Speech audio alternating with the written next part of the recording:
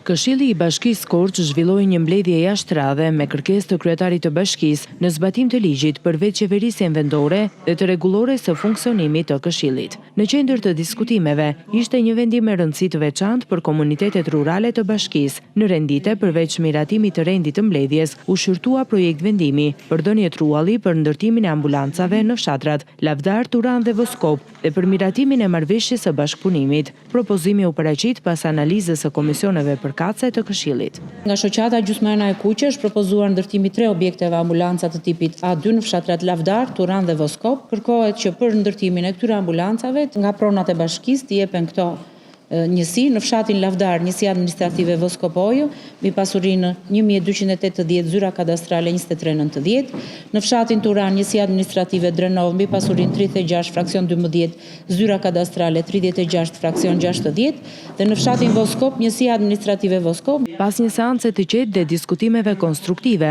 këshilltarët bashkiak votuan unanimisht pro këtij vendimi, duke hapur rrugën për ndërtimin e 3 ambulancave të reja që do të shërbejnë në zonat malore dhe fshatrat me akses më të vështirë. Ky vendim pritet të përmirësojë ndjeshëm shërbimin shëndetësor në këto zona, duke garantuar akses më të shpejtë dhe efikas për banorët në nevojë për ndihmë mjekësore.